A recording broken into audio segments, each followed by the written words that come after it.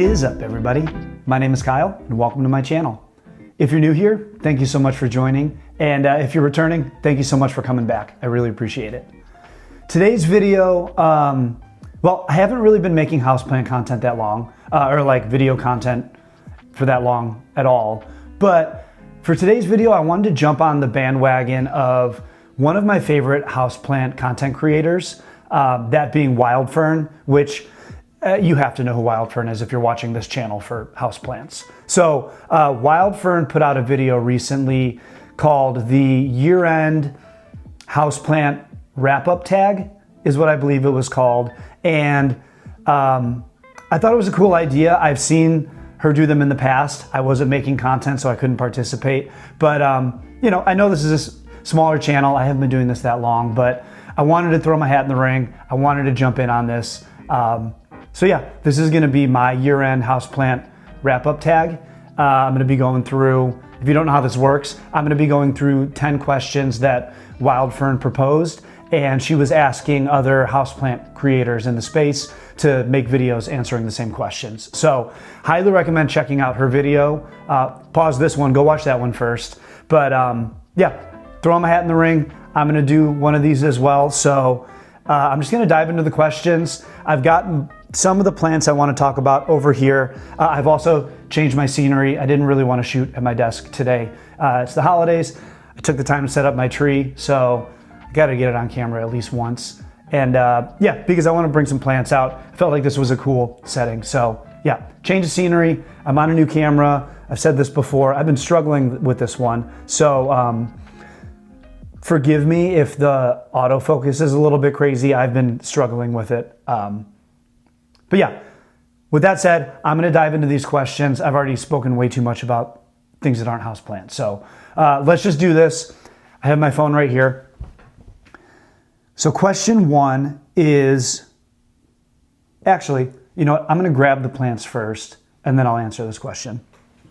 All right, so the first question that we have here is, what is a plant that you crossed off your wish list this year?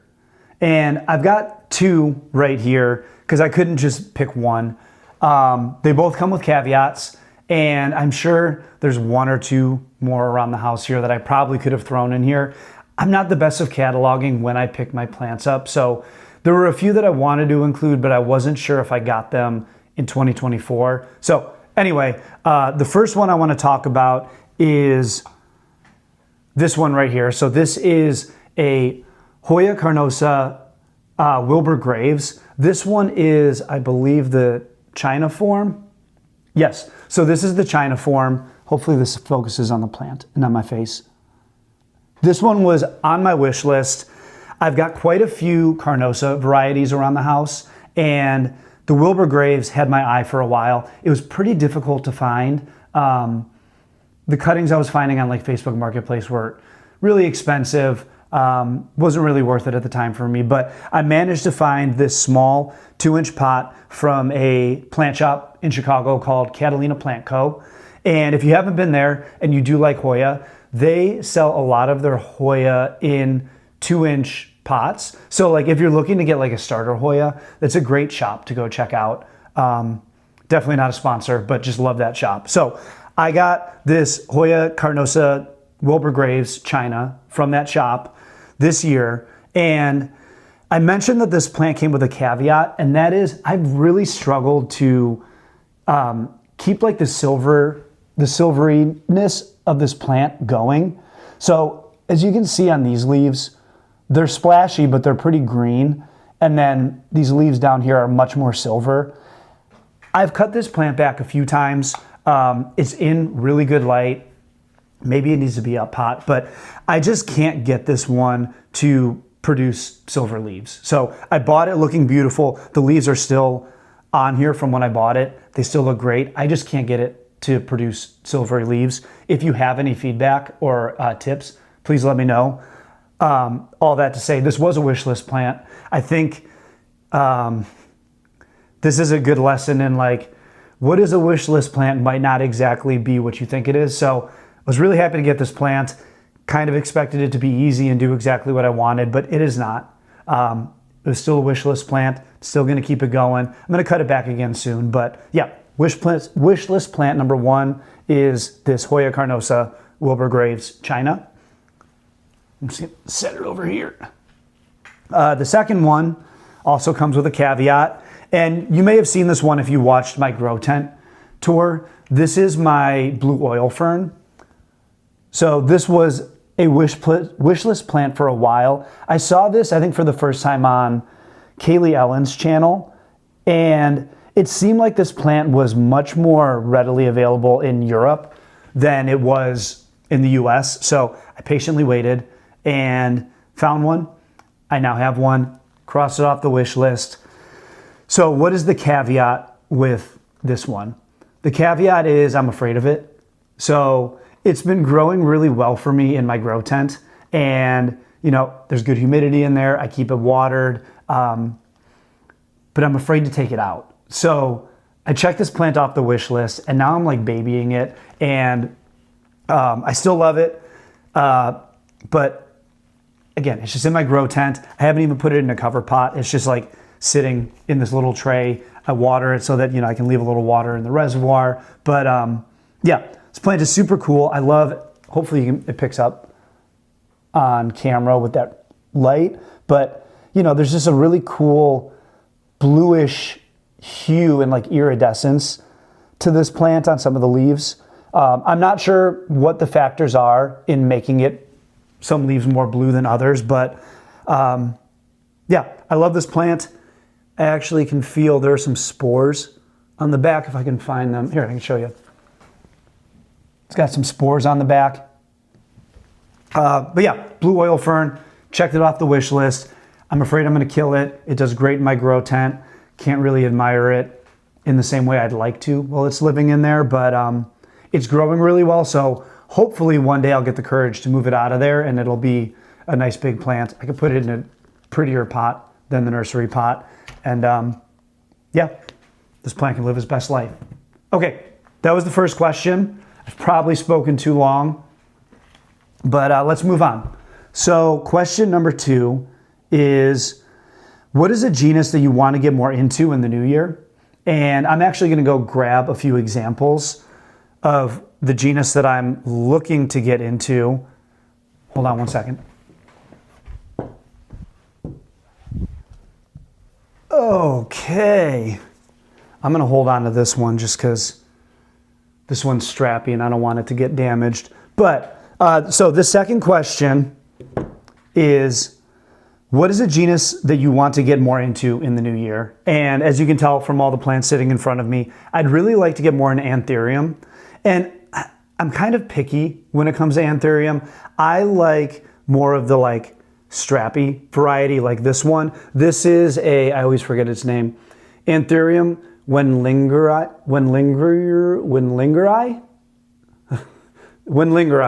So I probably said that wrong. This is my favorite Anthurium that I have. I did notice it's putting out a new leaf, but it's yellowing, so I don't know if that means it's gonna die back. But I'd like to get more into Anthurium this year.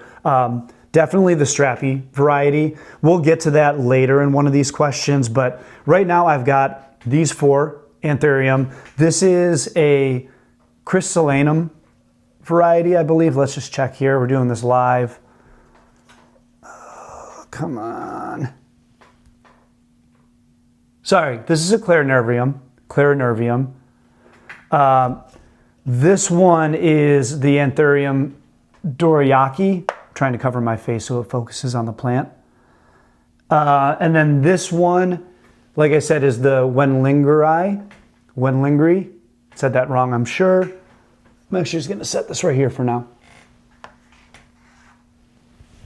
And then this one, so I bought this one and it was labeled as, I always get the name wrong. It's the Anthurium that starts with a V. It's a strappy one. But upon taking this home and letting it grow out a little bit, I think this is Anthurium Big Bill, I think is the name. And I definitely have it in way too small of a pot. This leaf is literally bigger than the entire pot that is planted in. If this is the plant that I think it is, it's gonna get huge, or it can get huge. And like this, again, this pot is like laughably small. I thought it was a different anthurium. I thought it was gonna have more time in this pot. I don't think that's the case. So yeah, I've got 4 anthurium. I'd like to get into more. You'll see, again, we'll get to them a little bit later, but yeah, when it comes to a genus that I want to get more into in the new year, it's these guys and then like weird orchids. So if you've watched my channel, I've bloomed a couple. I bloomed like an Ocindium orchid, and I bloomed the spotted charm, which is like a type of Catalina orchid, and like a Rhyncho. I'm not even gonna try. But yeah, I'd like to get more into like weird orchid stuff that's like away from the Phalaenopsis style orchid. So yeah, that's it. Anthurium and orchid for next year. All right, so for this next question, I don't have to grab any plants. We can just talk. The next question is, what is your plant care routine? So I try to keep a pretty regimented routine. It's loose but regimented. Like essentially the way I operate is every 2 weeks I do a big water. So typically that's like a full day. If it falls on a weekend, I just take my time, take the full day, water throughout the day, kind of make a whole thing of it. If it falls during like the work week, during the weekday, typically what I'll do is I'll wake up pretty early and I'll start watering early in the morning, work, do some more watering on lunch.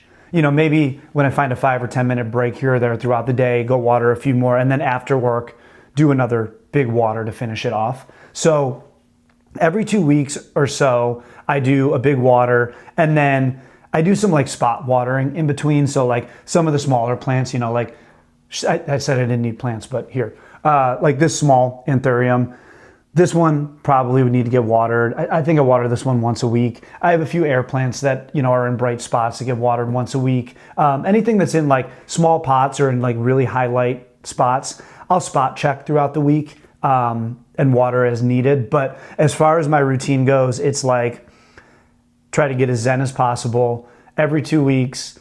And I will just put on a podcast, put on some music throughout the house, and just kind of go to town on watering and pruning leaves, dusting, and just doing any other like small routine like plant care that needs to get done. So yeah, that's it. Nothing too crazy, nothing too special. Maybe not as attentive as I should be, but it works. They're still alive for the most part. Okay, so the next question on the list is, what is a plant success story from 2025? And I've got it right here. Been hiding it off camera. This is a Hoya linearis. Let's see if I can get the whole thing up here. So this is one of my Hoya linearis, and this one is kind of representing the mother plant upstairs because I'm not bringing it down here. And this one is actually included too because this was a cool project that like actually worked this year. So my Hoya linearis is definitely my success story of 2025. I'm just gonna hold this like this, I guess.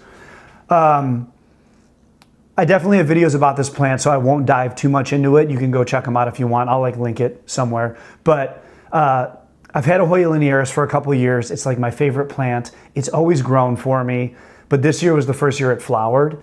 And on top of flowering, it just was like growing and growing and growing. So I propagated a bunch of it. I've got some of it in my grow tent right now because I'm gonna replant it in the top of the plant in a few of the like balder spots. But a few of the strands I propagated and wanted to do this kind of like UFO style hanging planter with the linearis. And I mentioned this in my other video. I first saw this on Benji Plant's channel, and I'm nearly positive that Fern has also done this as well. So Wildfern, I believe, also has a Hoya linearis that's planted from the bottom like this that hangs.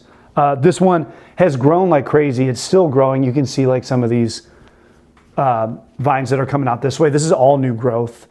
Some of this is new growth. It's really, really thick. It's growing really, really well. It hasn't like pedunculed, or is that a verb? Hasn't made any peduncles or bloomed for me, but it looks great. It's living its best life. And it's always cool when you like do a little like DIY project and you're not sure how it's going to net out, and you've seen other people pull it off successfully. and then you manage to do the same. So for now, this is successful. And my Hoya linearis, I'll include some like video as I'm talking about this too. But yeah, my Hoya linearis is definitely, I think, the most notable success for me of 2025. All right, I'm gonna go put this back. So the next question coming off of 2025 success is 2025 failures. I have two that I want to talk about. There are definitely more than two. I threw out a handful of philodendron this year, killed a handful of things, that's for sure, both willingly and then like accidentally. But the two that I want to talk about, because I have them here, are, well, the first one, look at this beauty. So this was an Aurelia. What type was it? Does it even matter? This was a Ming Aurelia, and I've never messed with an Aurelia before. I probably won't again. I'm trying to hide my face here. Picked this one up as an impulse. I didn't have an Aurelia. It looked really nice when I first saw it and picked it up. It definitely, it resembled like a knotty old tree, and it was very tree-like. It was cool. It definitely caught my attention. I figured I'd give it a try. I didn't realize that like the second I forgot to water this thing, everything was gonna die back. So all the foliage died off of this thing. Because the trunk was so thick, I thought maybe if I just cut everything back and let it go, it would start to regrow. That hasn't happened yet. I don't think it's gonna happen. Probably gonna throw this one out, sorry, right after this video. But failure number one is this Ming Aurelia. Did not last long. That's the other thing as far as failures are concerned. Like, I think this thing was only in my collection for like a month or two before I killed it. So definitely failure. Second one I'm more bummed about. This is a Hoya sigillatus, was a Hoya sigillatus. This was like the narrow form version. I have a wide form that's hanging out over here in a curio cabinet that does great. It's trellised. I've had it for a pretty long time. It just keeps growing, does very well. This one, not so much. I bought this at the farmer's market in Nashville. So there's like a nursery attached to the farmer's market in Nashville. I love it over there. And I found this plant over, I forget what I was traveling for work. And I found this plant, picked it up, was really, really excited about it, brought it home. The first spot that I had it in, it was doing just fine. Put out new growth, was doing fine. And then I moved it, I think I moved it up one shelf. Like that's literally it. And it's been downhill since then. It dries out really quickly. I can't stay on, it's been mostly like cocoa chip, I think. So it dries out really quickly and it's just never recovered. So this one is unfortunately gonna get thrown out. I don't even think there's anything alive to like take a cutting to try to save. So yeah, it's not, I can say that it's not very rare that I've killed Hoya in the last year or two, but this one declined very quickly, never came back, and I'm going to chalk this up to a 2025 failure. Will I try it again? I don't want to, but if I see one that looks right, I will definitely try it again. Aurelia, no, but narrow form sigillatus for sure. The next question is a plant trend prediction for 2026. And I have two. One of them is more personal, and then the other one is like maybe for like the larger community as a whole. So my prediction for next year is a mix of downsizing and being more intentional with the plants in my home. And I feel like other people are going to follow suit. I think a lot of plant hobbyists and plant collectors get to these points where they've got a lot of plants in the house, they've run out of space, maybe the care is a lot to stay up on, and they're just not appreciating the individual plants in the way that they'd like to. I feel that way sometimes, obviously, which is what I'm getting at. So I see next year being a year of like really taking inventory of the plants in the house, looking at which ones add to like the decor, looking at which ones I actually enjoy growing and how they grow, and then maybe starting to give away some of the other ones that I'm not as crazy about. A, to make room for more, and then B, just because, you know, I'm at a place where I'd like to see my collection downsized a little bit. The other prediction that I have, because I feel like I'm on the train, is I think Anthurium are going to be really popular in 2026. It seems like some of the more like collector varieties and some of the like Clarinervium and Crystallanum hybrids, and I don't know a lot about that whole world, so like please forgive me, but it seems like a lot of that is getting more readily available and accessible. I now have, as you saw in this video, I have 4 Anthurium. All of them I think I bought this year and had never seen before. So I see next year being a year where Anthurium are more readily available and people are really taking advantage of that. The next question here is, what season do you find the most challenging regarding plant care? I thought about this, and for me, it's actually the fall. So if you've seen it in my other videos, you know that there are times of the year where I'm touring and playing in a band. So we're almost always touring in the fall. So touring in the fall, coupled with kind of the like transitionary nature of fall, just makes things really hectic for me. So, you know, I'll typically be going on tour in the fall, and then also around that time I'll be needing to like shut things down outside for the fall, wrap up the garden, take things in that are outside, all that kind of stuff. And then on top of it, staying on top of plant care.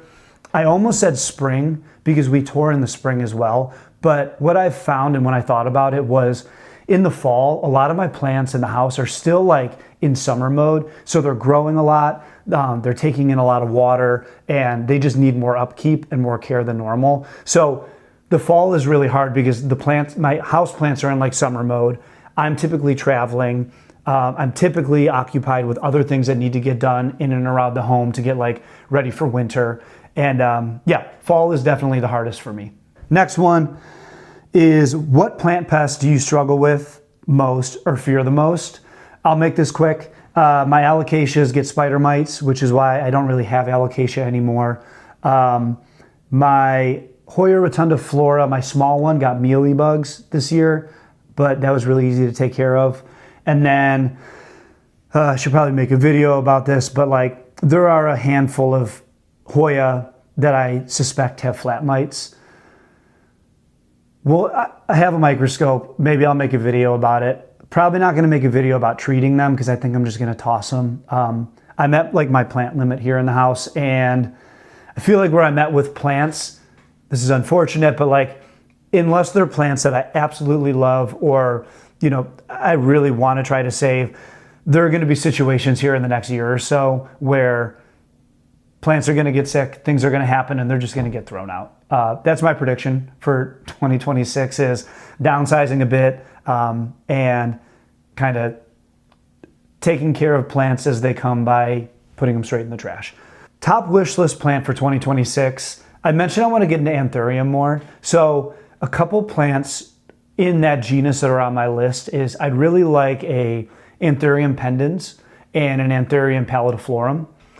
I don't know where I'd put them. I definitely would need to find space for some like drapey, strappy Anthuriums, but I can tell you that I can make that room and I can find that room pretty quickly if they were to come into my care. So yeah, next year, 2026, my wish list plants are Anthurium pendens and Anthurium pallidiflorum.